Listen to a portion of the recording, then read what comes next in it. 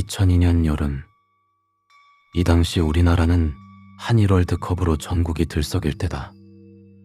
어딜 가나 사람들은 축구 얘기만 하고 너도 나도 붉은 악마 티셔츠를 입고 다니던 시기이다. 나는 중학교 2학년 여름방학을 기다리던 학생이었다. 나는 제일 친한 불알 친구인 종현이와 학교가 끝나고 평소와 다름없이 집을 향해 걷고 있었다. 하지만 그날은 평소와는 다른 날이었다. 요즘 말로 캣맘이 길에 두고 간 고양이 밥그릇에 10마리는 좋긴 없는 고양이들이 머리를 쳐박고 열심히 무언가를 먹고 있었다. 나와 종현이는 고양이에게다가 갔다. 고양이는 우리를 의식하고는 파바박 튀어나갔다. 아씨, 짜증나게 도망가네. 종현이는 짜증을 내더니 옆 하단에서 모래를 주워 밥그릇에 넣었다. 야! 그러면 어떻게 해? 나도 고양이를 그렇게 좋아하는 건 아니었지만 그래도 최소한의 양심이 나를 툭툭 건드려 저 짓만은 못하겠다. 차 밑에서, 담벼락에서, 화단 풀숲에 숨어있는 고양이들이 우릴 노려보고 있었다. 종현이는 발을 구르며 주변의 고양이들을 쫓아냈다. 다음날 하교하는 길에 똑같은 위치에서 고양이들을 만났다. 종현이는 똑같이 모래를 뿌렸다. 며칠이 반복되고 종현이는 여느 날과 다름없이 모래를 한 움큼 집어들고 고양이에게 다가갔는데 순간 움찔하는 모습이 보였다. 밥그릇 옆에는 땡땡 중학교 학생 여기에 모래 넣지 말아라 다 보고 있다 라고 적혀 있었다. 종현이는 종이를 발로 차더니 다시 모래를 넣었다. 난 솔직히 그만했으면 했다.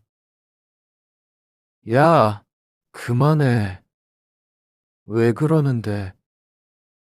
짜증나잖아! 우글우글 모여있는 것도 징그럽고 병균 덩어리 새끼들. 솔직히 고양이를 싫어하지 않는 나도 고양이들이 잔뜩 모여 있으면 이상한 위압감이 드는 건 사실이었다.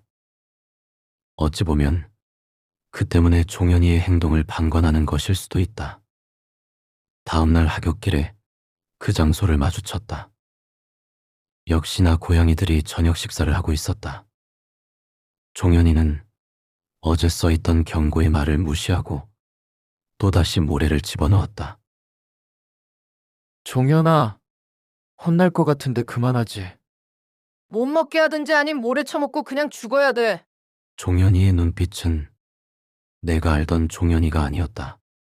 우리는 학교가 끝나고 반대항 축구 시합을 하고 있었다. 난 골키퍼를 보고 있었는데 운동장 펜스 너머 빨간 원피스에 머리를 길게 늘어뜨린 여자가 서 있었다.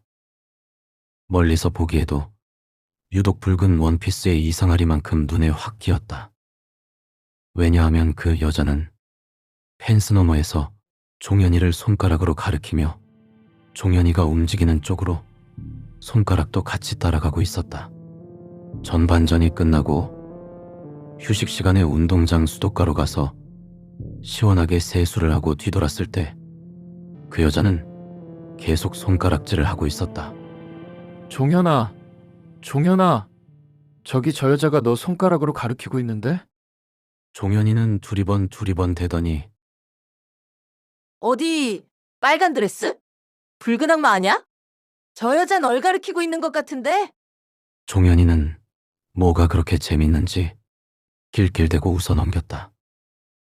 후반전이 시작되고도 그 여자는 계속해서 종현이를 손가락으로 가리켰다.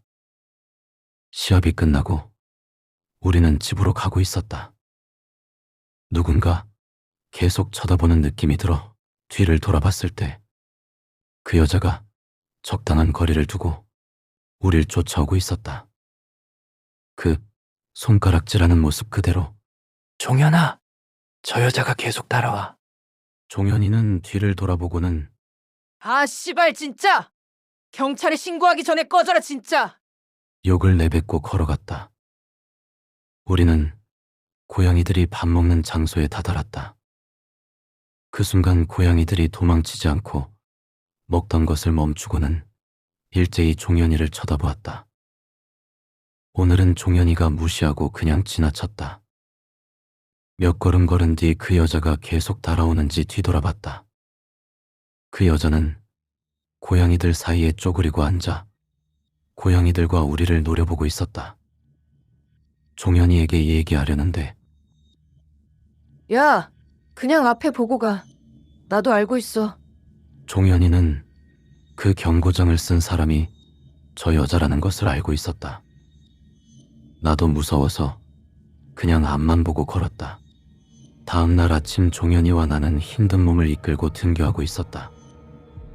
근데 건널목 앞에서 어제 본 그 여자가 고양이를 안고 서 있었다. 심지어 어제처럼 손가락으로 종현이를 가리키면서 말이다. 종현이는 건널목 여자에게 쌍욕을 내뱉더니 한 블록 너머에 있는 횡단보도로 갔다. 그 여자도 길 건너에서 종현이를 따라오고 있었다. 힐끔힐끔 그 여자를 보던 종현이는 이내 등교하지 않고 다시 집으로 갔다. 그 여자가 혹시 날 따라오지 않을까 생각했는데 다행히 종현이를 따라가고 있었다. 과연 이게 다행인 걸까? 다음 날 종현이는 등교를 거부하고 결석을 했다. 난 하교하는 길에 종현이 집으로 갔다. 종현이는 집에 혼자 있었다. 야, 학교에 안 왔어. 아파? 일로 와봐. 보여줄 게 있어. 종현이는 날 끌고 베란다로 갔다. 그런데 1층에서 그 여자가 종현이를 향해 손가락질을 하고 있는 것이다. 그것도 주변에 수십 마리의 고양이들과 함께. 어제부터 저 여자 계속 저러고 있었어. 학교는 무슨 집 밖을 못 나가는데. 경찰에 신고해. 어제 신고했는데 직접적인 피해도 없고 명확하게 우리 집을 가리키는 것도 아니고 결국 그냥 갔어. 좆됐다. 난 종현이를 데리고 거실로 들어갔다. 내가 편의점에서 사온 삼각김밥과 컵라면으로 같이 저녁을 때우고 있었다. 종현이의 집은 3층. 종현이는 밥을 먹는 둥 마는 둥 하더니 컵라면을 들고 베란다로 뛰쳐나갔다. 나도 종현이를 뒤따라갔다. 종현이는 1층을 향해 아직 많이 남아있는 컵라면을 집어던졌다.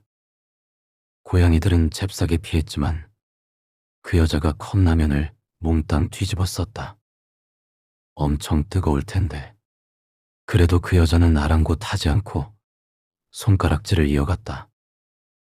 종현이는 부엌으로 뛰쳐가서 냄비를 가져와 집어던졌다. 내가 말릴 틈도 없었다. 그 냄비를 맞은 여자는 이내 쓰러지더니 한참을 일어나지 못했다. 종현이는 깔깔대고 웃더니 야! 꺼져버려! 아니 되져버려라! 큰 소리치고는 날 보며 말했다. 그리라! 내가 이겼어! 넌 집에 나가! 오늘은 일찍 잘 거니까! 난 종현인에서 반강제로 쫓겨났다. 1층으로 내려온 나는 그 여자가 있는 곳을 보았다. 그 여자는 비틀비틀 대더니 계속해서 종현이네 집을 손가락으로 가리키고 있는 것이다. 너무 소름이 돋은 나는 곧장 집으로 뛰어갔다. 우리 아파트 정문에 다다랐을 때 경비 아저씨가 빗자루를 들고 노인정 바닥을 이리저리 쑤시고 있었다. 우리 아파트는 오래되고 낡은 아파트란 5인정이 없어서 컨테이너 가건물로 만들어놨다. 그 밑에 틈이 있는데 경비 아저씨가 그 바닥을 쑤시고 있던 것이다. 안녕하세요. 그래. 201호 학생이구나. 네. 근데 뭐 하세요? 아니, 여기 노인정 밑에 틈새로 고양이들이 들어가서 집을 짓고 살길래 쫓아내려고. 우리 아파트가 고양이들의 본체였다니. 나는 헐레벌떡 집으로 들어갔다. 목욕을 하고 잠자리에 들었다. 잠이 거의 들 때쯤 밖이 소란스러웠다.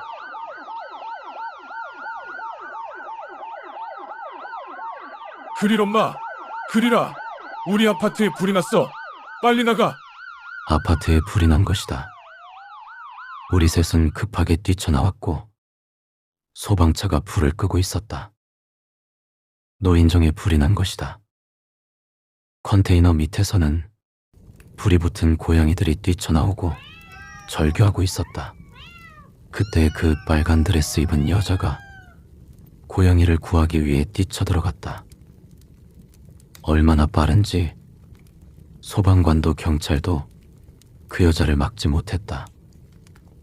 결국 옷에 불이 붙은 여자는 고양이 같은 신음소리를 내더니 그 자리에서 다 죽어버렸다.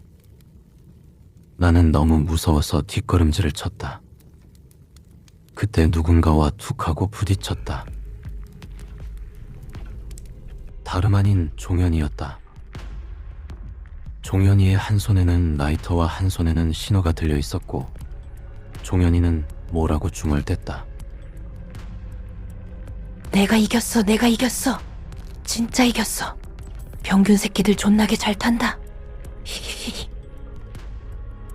종현이는 경찰에 체포가 되었다.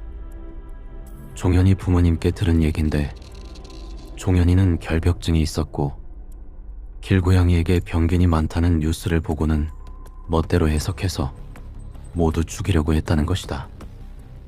이해는 되면서도 생명을 빼앗는 일은 어떠한 것으로도 용서받을 수 없다.